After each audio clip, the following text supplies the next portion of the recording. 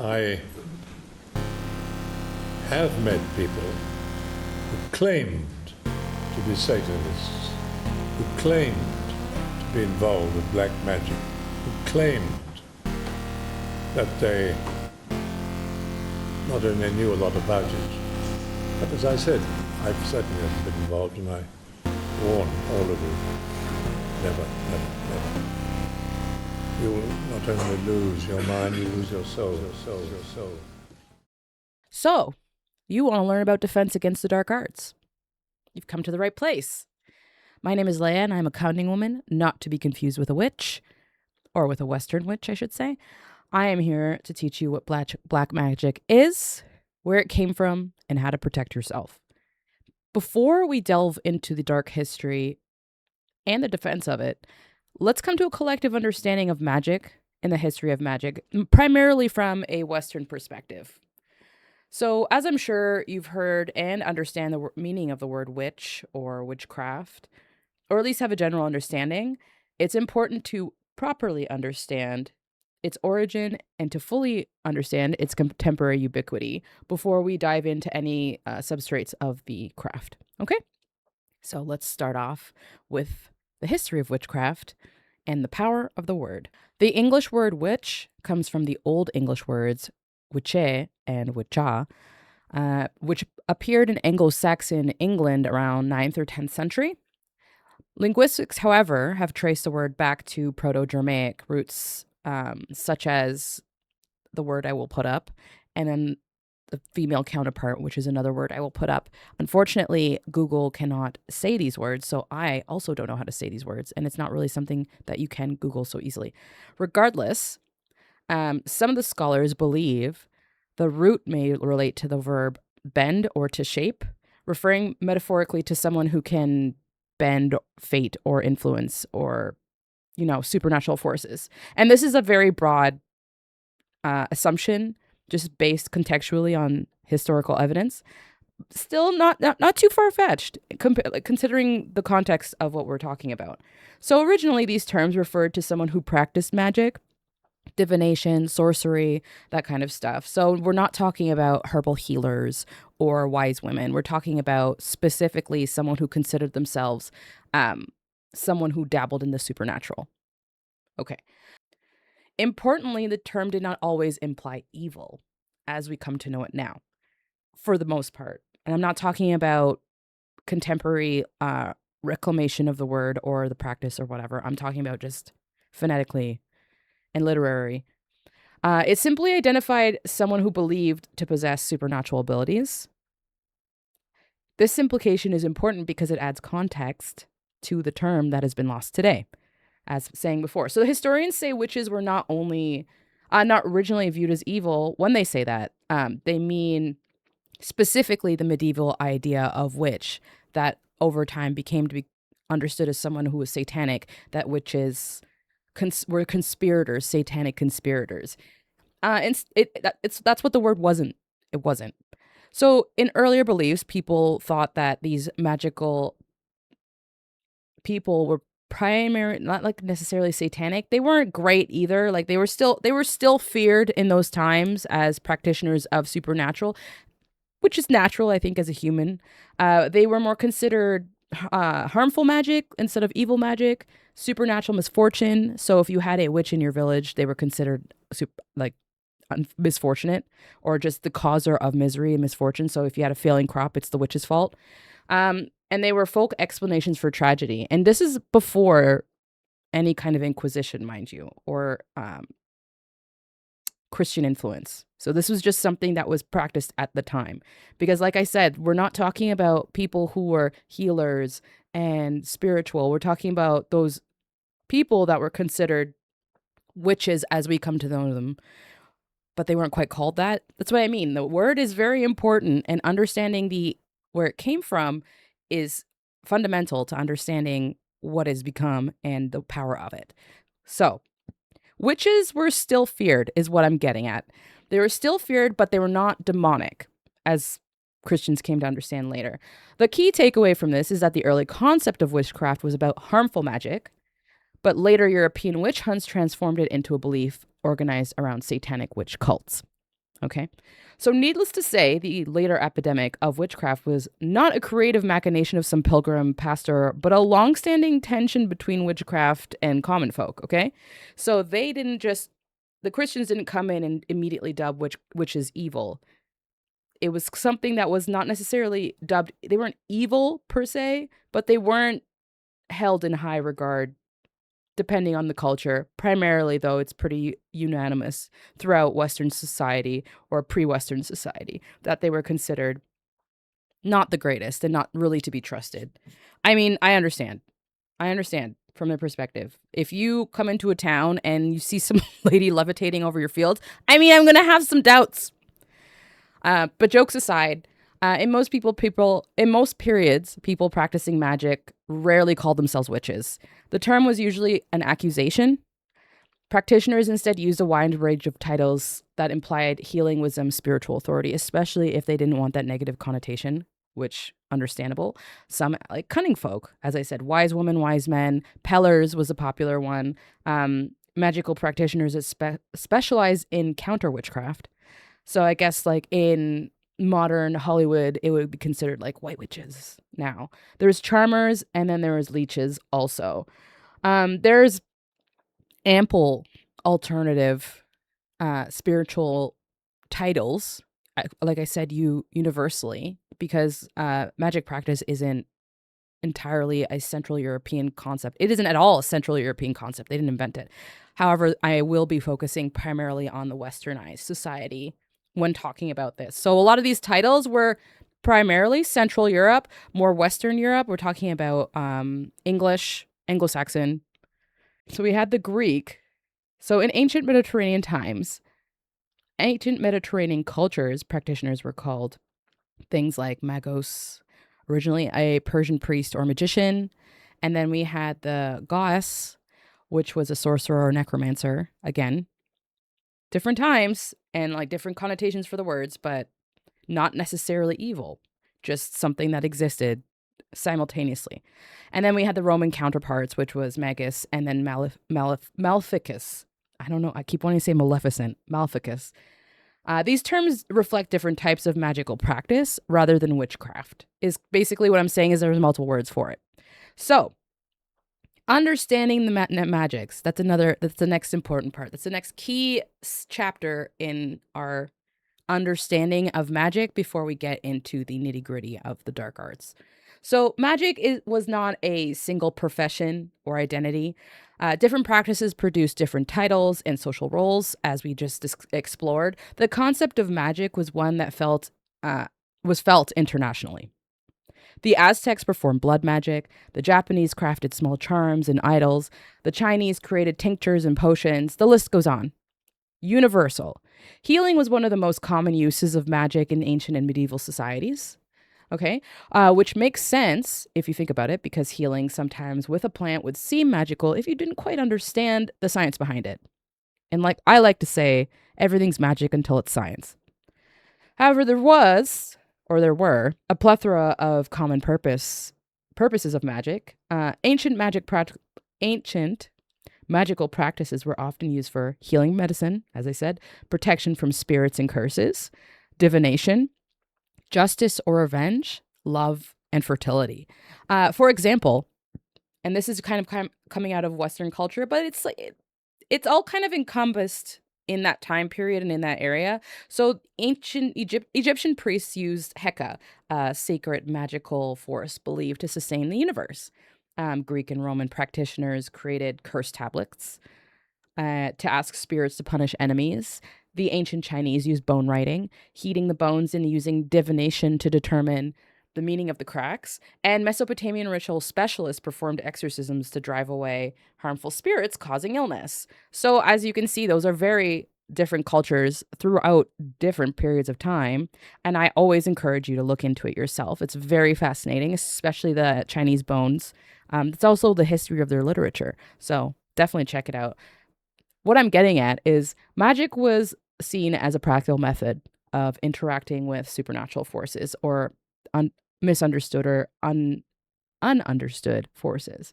Now that we have a general understanding of practical magic, Let's move on to the history of magic before it turned quote unquote dark.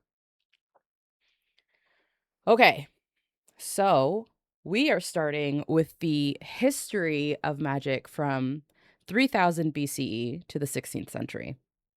A lot of time, right? Yeah, well, we have to kind of go, like I said, general overview. This is and will be the briefest of overviews in the history of magic. As magic was a broad and international phenomenon, there's no linear historical histogram to represent it. So in the image you see, which I will have to coordinate, to the left is a cursed tablet. We mentioned those cursed tablets before. Tabella defixio, Greek, and then Greek language. So that's the Latin for it. And then the Greek, it is katadesmos. Katadesmos. Is it wrong? Maybe. Don't come for me for my pronunciation, please. Either way, it's a small tablet with a curse written on it from the Greco-Roman world. Its name originated from the Greek and Latin words for pierce and bind. Sounds lovely. The tablets were used to ask the gods, place spirits, or the deceased to perform an action on a person or object, or otherwise compel the subject of the curse, I should say. And on the right-hand side on the image, if you're watching me, the right-hand side is a maklu, which means burning, is a work comprised around 700 BC. 700 BC, isn't that crazy? Spanning 9 tablets.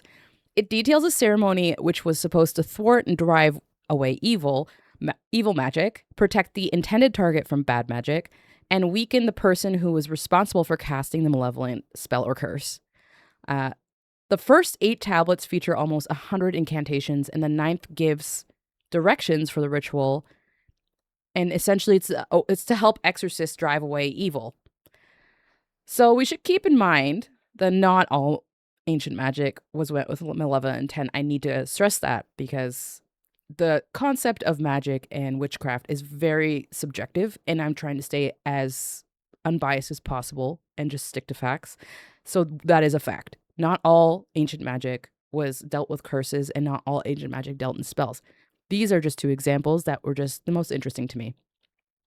So with these tablets in mind, with these ancient rituals, it creates an image, right? If you put those side by side.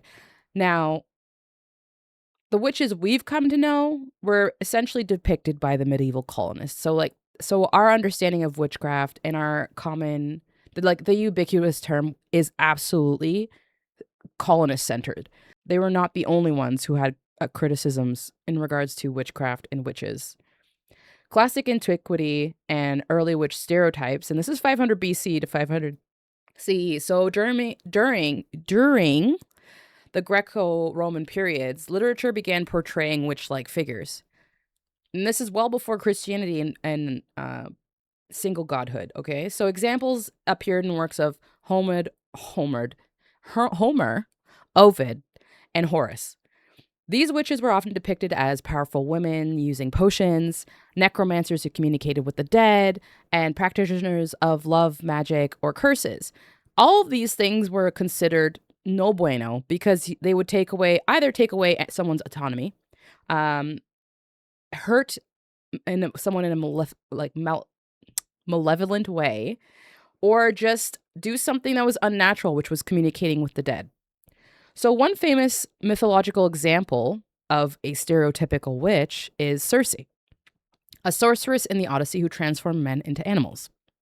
These portrayals helped shape the early cultural stereotypes of witches, particularly as women associated with dangerous magic. So we can kind of see where this starts and where it's going and how it fits into certain conversations that we're not going to cover today, because this conversation isn't about sex. It's about witchcraft. But we can see how sex plays a huge part in it. So early medieval views of witchcraft, 500 to 1000 CE, after the spread of Christianity across Europe, church authorities began condemning certain magical practices. However, Early medieval Christianity often treated magic as a superstition rather than a real supernatural threat. So when Christianity um, basically became popular, people didn't give a shit about witches. Or can I say give a shit? Probably not. People didn't really care all too much about witchcraft and witches. It was more like, oh yeah, you think you're a witch, cool. Don't believe you. Kind of like today. This shows that early medieval authorities often believed witchcraft beliefs themselves were mistaken. It just didn't exist. It was fairy tale to them, essentially. Folk magic and local practitioners during the High Middle Ages, magical practices continued to exist within everyday life. Many communities relied on practitioners such as wise women, cunning men, herbal healers, diviners. These individuals provided services like healing, protective charms, locating stolen goods, countering curses. So, like the generic understanding that we have even today when it comes to magic or understanding of magic.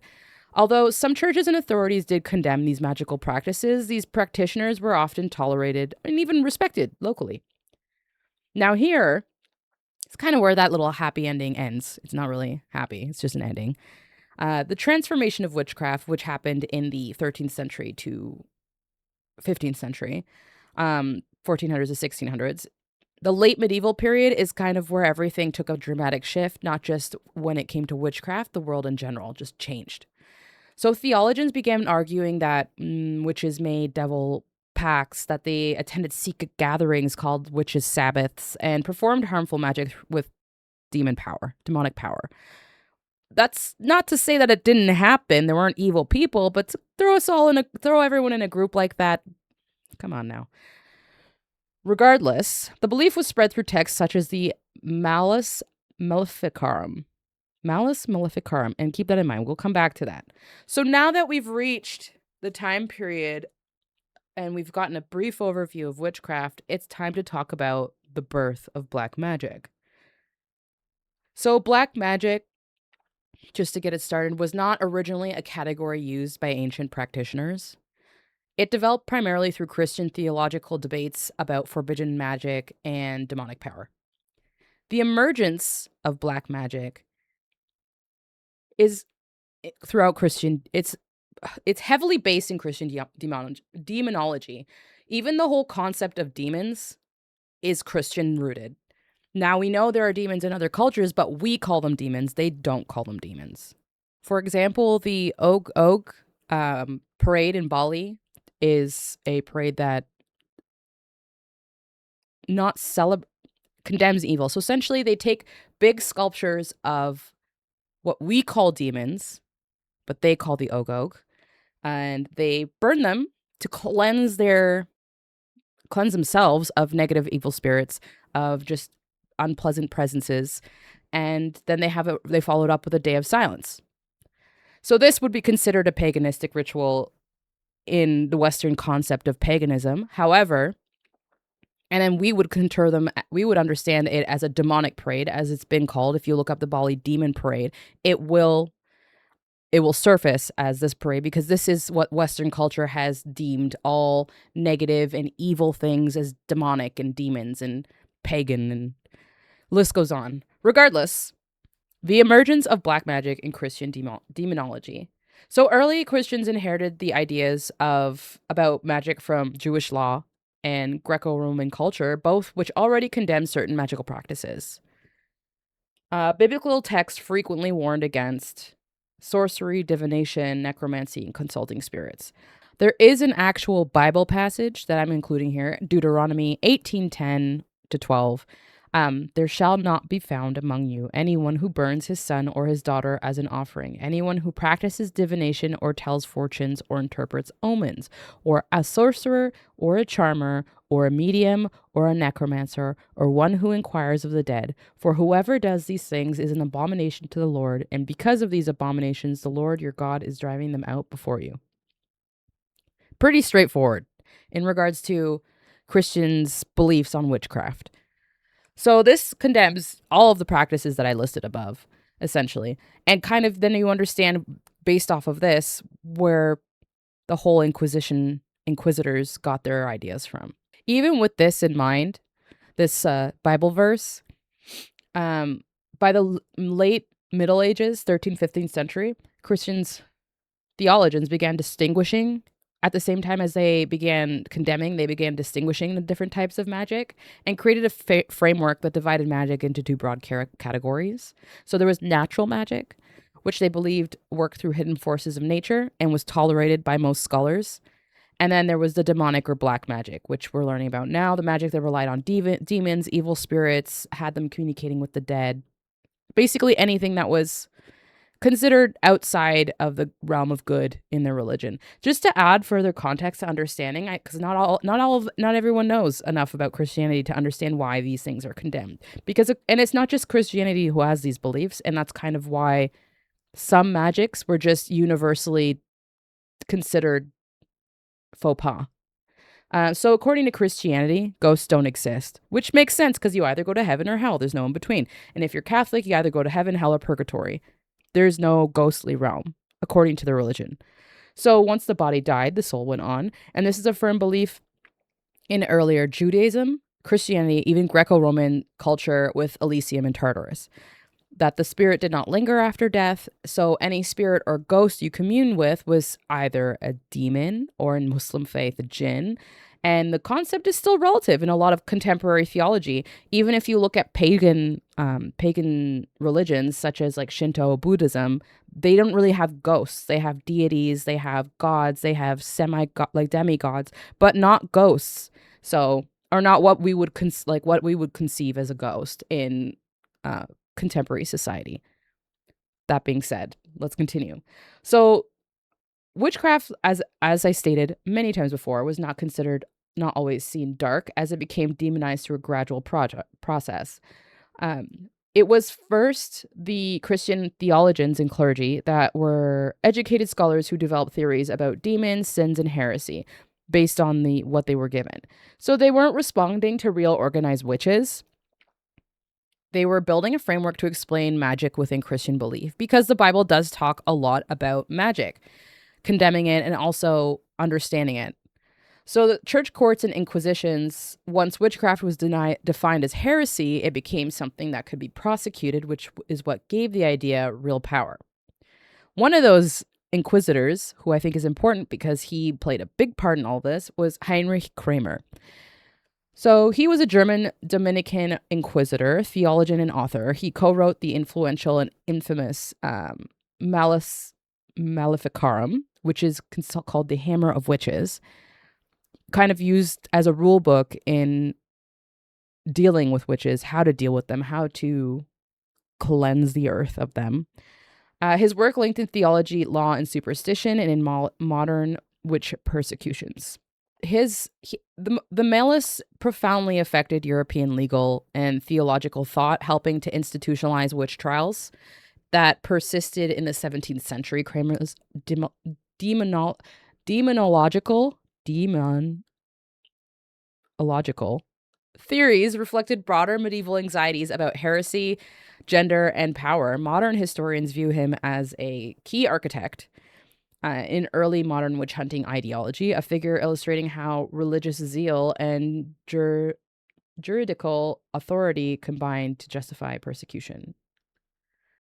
Now that you have a simple understanding of how the concept of black magic began and how the concept entered Western society and left its mark, I'm sure you're wondering what came next, right? So we had the Inquisitors create the Hammer of Witches, the book that kind of set the foundation. By the 16th century, the late 16th century, the idea of dark magic was fully developed within European thought, right? So at this stage, dark magic was understood as magic performed through demonic assistance. It was intentionally harmful, curses, illness, death, And so it was also part of a satanic pact and conspiracy. So all witchcraft at the time was considered you got your powers from the devil, a pact with the devil. And so, needless to say, dark magic was the only magic left in Western Christian culture. And as we know, historically, Western Christian culture is everywhere. So, hence the creation or just dismantling of magic and all those things.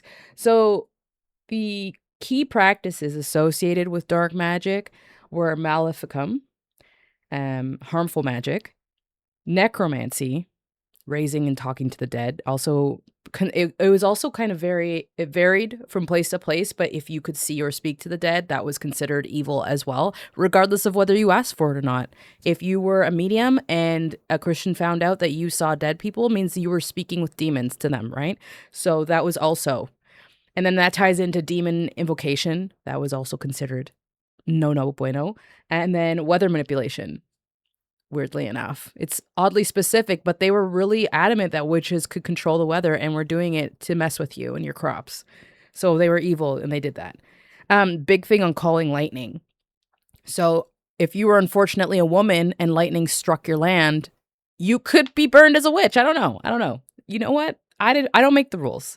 So importantly, trial records show that accusation focused on harm more than ritual accuracy. So they could see you performing a weird ritual, they wouldn't necessarily accuse you of it. Given the time of when it happened, a lot of the accusations were inaccurate because they go on to say that many of the confessions were made under duress, which is to say torture. So if you're tortured long enough, you will say whatever that person wants you to say. And therefore, the descriptions of the rituals were often inconsistent and definitely exaggerated. Anything to get them to stop breaking your legs, right? So then that was the late 1600s, going into the 1700s now, where witch trials and skepticism kind of started to fade away as colonies and colonization is starting to take root. So as we know, as we were saying before, so the colonies and the colonizers have taken effect. The pilgrims have gone into the Americas and everywhere's kind of establishing their Christian culture, their kingdoms, their cities, all that. It's taken away the witch scares. So the peak of the witch trials have ended. The belief in demonic witchcraft has begun to decline as societies build and technology advances and science advances. So, and that is literally the reason why it declines is because of technological advancement. So you're seeing now the 1700s, we're going into the Americas essentially, and then that you'll see a boom of industrialization shortly thereafter. So legal skepticism towards spectral evidence is profound because people are now taking court seriously and accusations seriously and saying, what proof do you have that this woman burned all your crops or whatever? And then the increasing view of witchcraft is seen now as a superstition. So people are leaning less towards supernatural, more towards logic and what have you. So essentially, dark magic, instead of dark magic is real and demonic, it's belief that dark magic is misguided. So we've kind of come full circle in the aspect of witchcraft. So before, witches were real, then Christianity came and witches were maybe, and then they were definitely real and demonic, and now we're back to they're maybe now again. So that was the 1600s, early 1700s. Now we're going to 1800s, and witchcraft is again becoming less and less of a common belief. It's like I said, industrialization, as we come to know in the 1800s.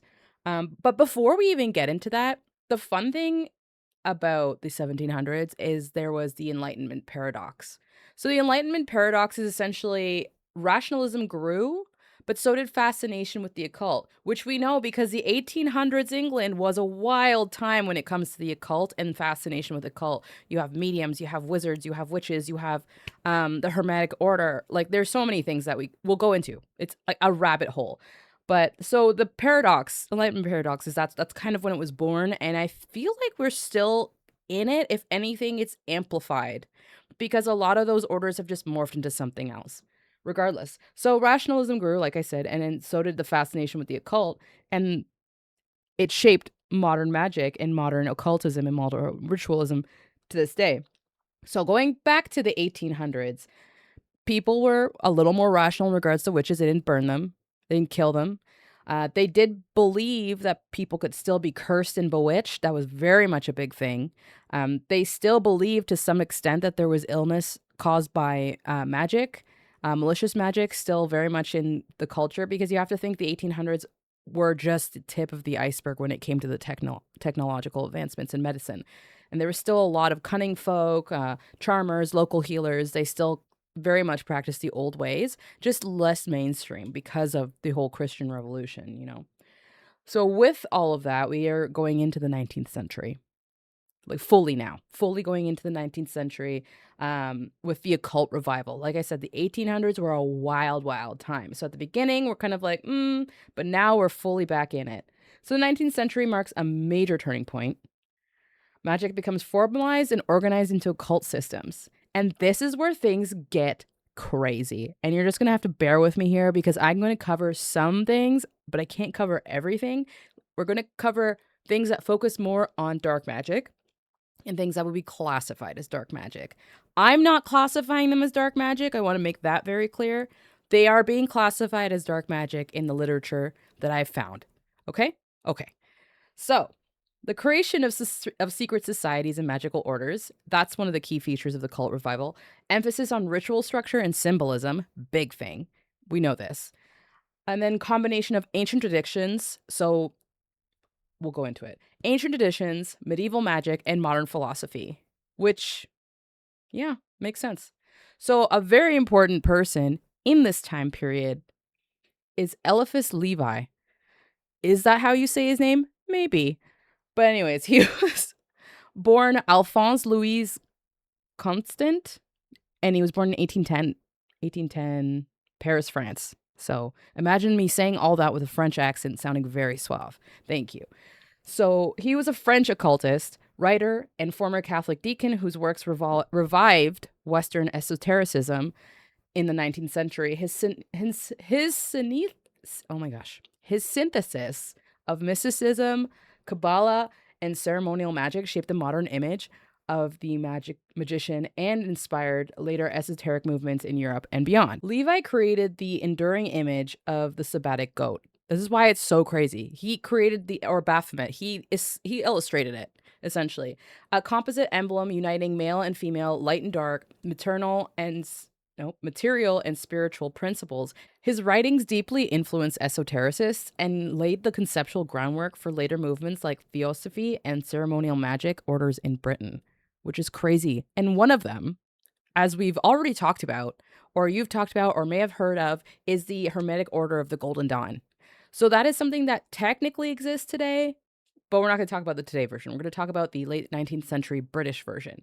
So it was an occult and initiatory society devoted to the study and practice of ceremonial magic, Hermeticism, and mystical philosophy.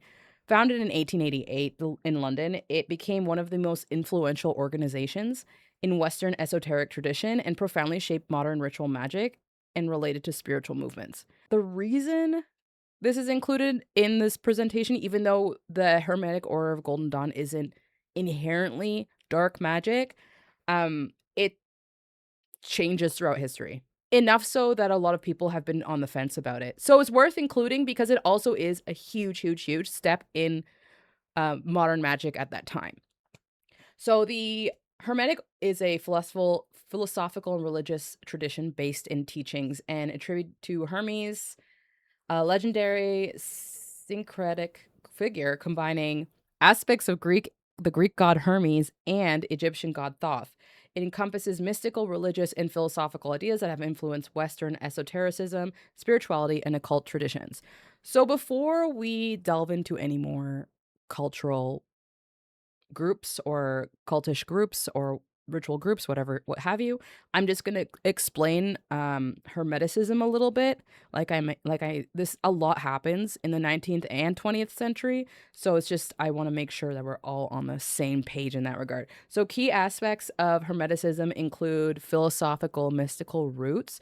Hermeticism is rooted in ancient writings that explore the nature of the divine, the cosmos, humanity's place within it. It often emphasizes the unity of all things and interconnectedness of the spiritual and material worlds. It portrays dualistic view where the material body and the physical body are seen as antagonistic or separate from the soul or spiritual essence. So it's a very much like subjective understanding of the way of the world. You believe in a spiritual body, you believe in a physical body. It's not too different from any major religion. It's just so incredibly subjective that it's taken on a lot of faces throughout history. And we'll leave it at that. Another thing I want to include is it has deeply influenced Western occultism. That's why it's important. It's important to know what it is. 19th century, key shift, magic became a system of knowledge and personal power and not just a superstitious crime. So this is kind of where the dark arts and then just the eclectic arts kind of intertwine, because the morality of the practice kind of shifted. The meaning of the practice shifted. So we still had the witch trials, and witchcraft is still illegal, but it's also now a rich people's sport. So if you like tarot, which technically would still be illegal under the Witchcraft Act of 1735, assuming that law is still in practice in the 19th century, you would still be considered illegally partaking in witchcraft. But yeah, like I said, a lot of the moral compass, the moral understanding of witchcraft had shifted greatly at that time and become more of, I guess, a party trick, and also a vie for power, personal gain, as opposed to trying to influence an outside source like hurting someone or cursing someone or changing the weather or what have you would be deemed dark magic. And making deals with devils wasn't really something that was the primary focus or understanding of the dark arts at the time, or any of the arts. So this is kind of like the gray area for magic, because they still had the seek of forbidden knowledge. Forbidden knowledge is forbidden.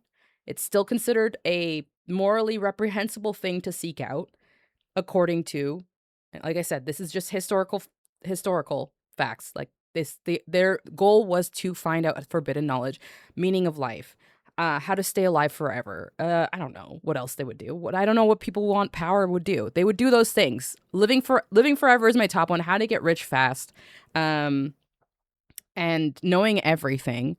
So those are kind of like forbidden knowledge things, I would think.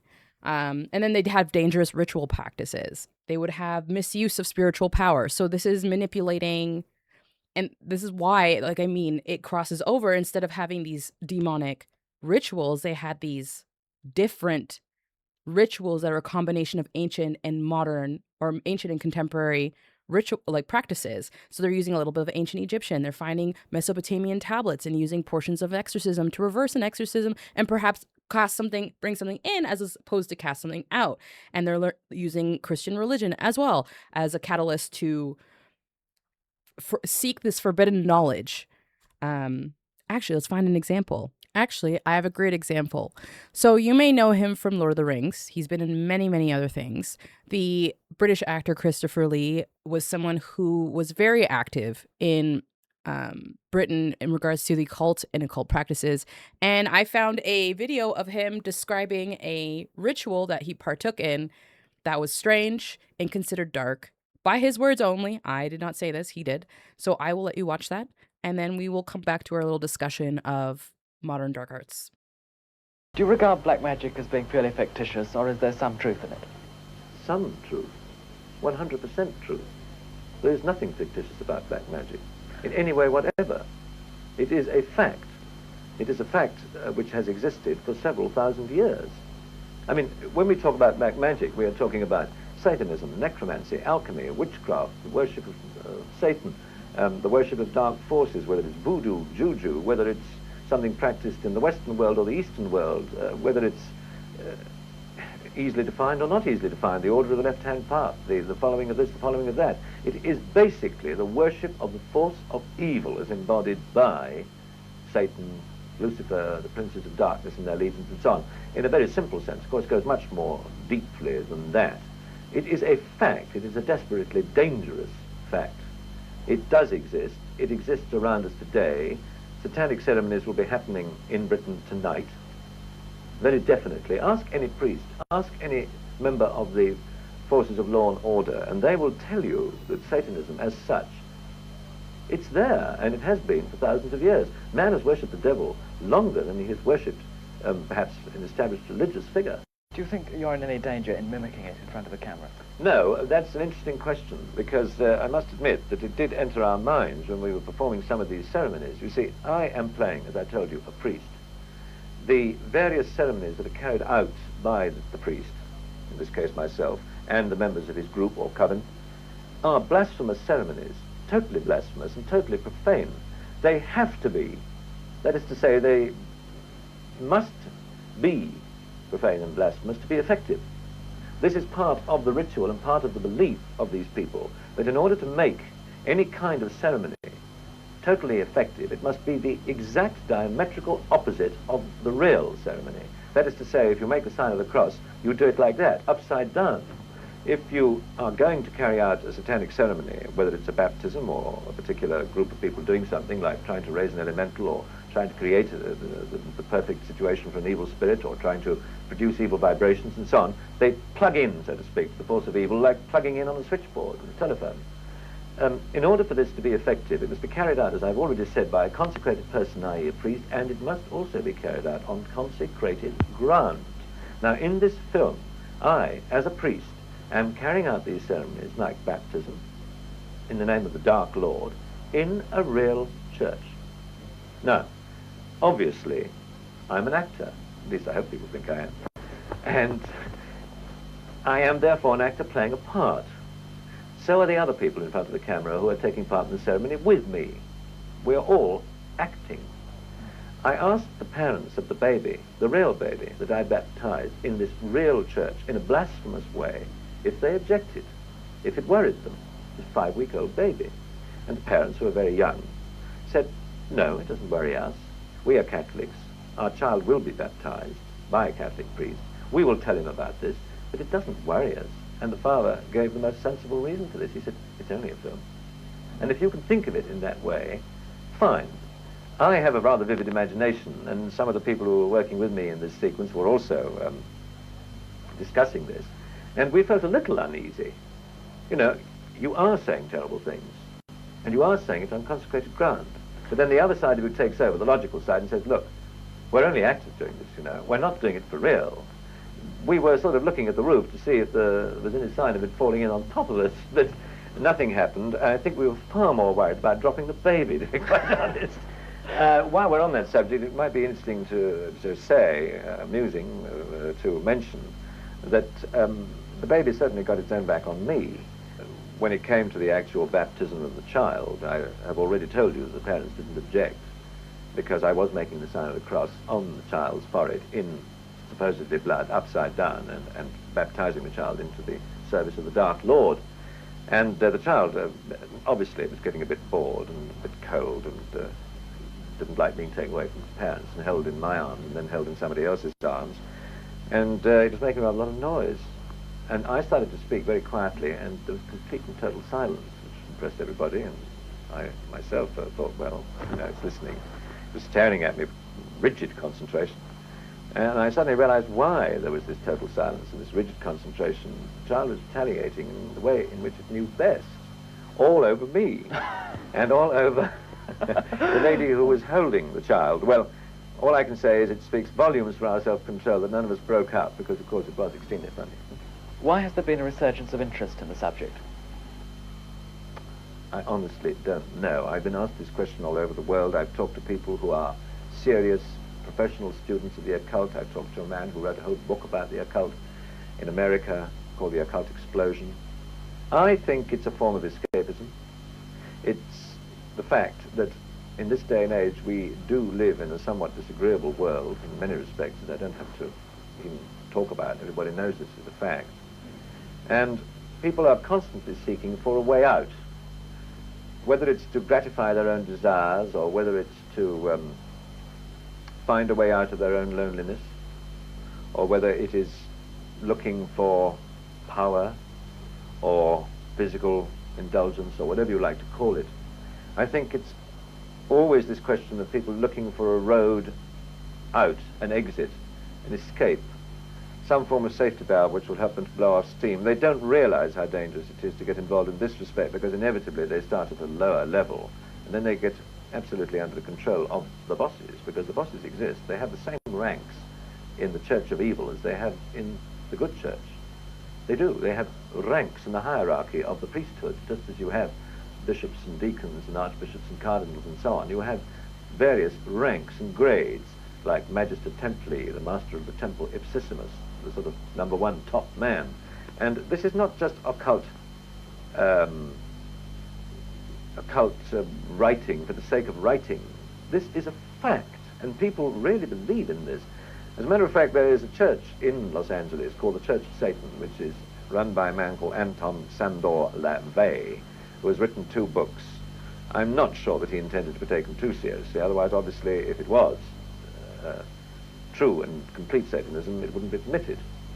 But he sent me a copy of 2 of his books because he'd seen a picture I'd done with Sammy Davis Jr. in which I'd played the devil, a very sort of modern, up-to-date devil, Lucifer. The thing was called Poor Devil. The film was called Poor Devil. It was very amusing. It was a comedy. And he sent me a copy of one of these books, which was headed Regi Satanas, which means Satan is king, more or less. And he wrote underneath to Christopher Lee, a fine actor and a perfect devil. And from Sandor LaVey, well, I took that as a compliment. I don't think that's intended to be taken too seriously. That is all out in the open. But the real thing is something which I wouldn't be prepared to discuss. I have never attended a ceremony of this kind. I would not even begin to discuss what actually takes place during a Black Mass because it is so appallingly blasphemous and so repulsive and so unbelievably foul. Not just a question of hundreds of years of ritual, but what actually happens, what people actually do, and what is done to the host, and what is done to the cup, and so on. Something I wouldn't be prepared to discuss in public. Enough people have written about it. Joris Karl Huysmans wrote about it. Dennis Wheatley has too, of course. How did you come to play the part of Scaramanga in the James Bond film The Man with the Golden Gun? Can I, just before we get into that, just make a point that, by the way, that what I've been discussing and what I've been telling you about all these terrible things, it does not come from inside knowledge by any manner of means. I don't, as I said, have a private line of any kind which feeds me this sort of information. I know no more about it than anybody else who can read about it in the book. So that footage from, I think it would be Sir Christopher Lee. Yes. So Sir Christopher Lee was from 1975, about him discussing various films and various parts and his knowledge of the occult and his personal feelings on the occult. And generally those feelings are shared throughout, especially when it comes to the darker aspects of occult and the Black Sabbath and occultism and what it's become. But that just goes to show you how over history it's changed, right? So Satanism wasn't something that was considered mainstream or common or widely discussed beforehand in the 15th or 16th century. That's when it become coined. But essentially, it wasn't really something that was openly discussed or discussed at all, because Christianity is fairly new as a religion in the grand scheme of things. So now that we've talked about that, earliest 20th century developments, which is what that was, the occult revival did not preserve medieval black magic. It reinterpreted and reorganized modern system rituals in symbolism and philosophy. So from the 18th century onward, ritual magic shifted from feared demonic practice to structured systems of occult knowledge. As Christopher Lee had expressed, he thinks, which I am inclined to agree, that it is a means of escape and kind of like a pattern. Like if you look at the philosophers and just like the desire for knowledge, that thirst for knowledge that you see throughout history is kind of what created these varied streams of magic, dark magic, things like that. So while earlier societies viewed practices as dangerous or heretical, the occult revival reframed them as symbolic, philosophical, and often personal spiritual systems. So the idea of dark magic persisted, but increasingly as a label applied from the outside rather than self-identified tradition. Especially in our modern 21st century, it's very much subjective as to what is considered dark magic and what is just considered occult ritual, right? You have I was going to just go into it again. I try not to go on a tangent here. So by the 19th century, magic had already undergone major transformation. Yes. So as I was saying, in the 20th century, the meaning of dark magic becomes increasingly complex, incredibly subjective. On one side, we see the continuation of the ritual magic traditions influenced by figures like Aleister Crowley, who framed the magic system as a personal transformation and will, but he's also considered one of the most evil people of all time. So Aleister Crowley, sorry, not the most evil person alive. He was deemed one of the wickedest man alive, the Beast 666. So he wasn't necessarily revered as an occultist who bettered his fellow man, But depending on where you're sitting, it could be perceived in other ways. Personally, for me, I think it's all hullabaloo because he's combining so many different rituals and aspects of culture and religion from international sources that you can't. Personally, I don't think there's much substance to it apart from a bored rich man trying to find the meaning of life. I digress on that. That is my takeaway from it, and I'm trying to stay unbiased as possible, and I will not. And it's even if you look at the Church of Satanism, is inherently contradictive to the understanding of Satan and Satanism and the understanding of where the entirety of Satan came from, which again, neither here nor there, is just a continuation of the shifting paradigms of black magic and magic as a whole, especially because this all happened in the 20th century. 1966 is when it was essentially founded by Anton LaVey. So there's that. So getting back on track, also, I guess one thing I should point out is the misunderstood of modern dark magic is in its association with Satanism. It's not true. It's not necessarily a one-for-one.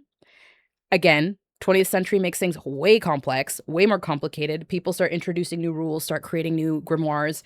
The form of Satanism is non-theistic. I always struggle with that word, meaning it does not believe in a literal Satan. That's the Church of Satanism. Now, there are Satanists who believe in literal Satan, and that's where you would have like the Black Sabbath. But the rituals in the Satanist church are kind of symbolic. If anything, you can equate it to like a church of atheism, where they kind of believe in the self and not necessarily the higher self. Basic, like the most layman's way of understanding it and separating it from dark magic. But it is still in itself a vein of dark magic. Like I said, this change, this popular culture of dark magic and witchcraft became very convoluted when we introduced our varying veins of morality and understanding of the spiritual and the occult. The 1800s absolutely blew it out of the water with all of their fun little activities that they did in their little cults and like bored rich people.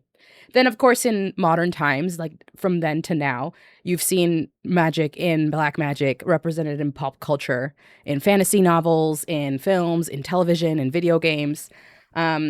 It's typically portrayed as forbidden knowledge, morally corrupting power, connection to death, dreams, demons, sacrifice. The portrayal is heavily influenced by medieval demonology and 19th century occult symbolism rather than historical practice, which it's generally portrayed in a fantasy sense or a fictional sense. So there's not necessarily any historical ties to it in the way of saying that it's true, if that makes sense. So what we think of dark magic today is often a cultural construction, which is why I found it so fascinating to dive down this hole, because there is kind of like almost a clear line of the degradation and variation of dark magic as a concept.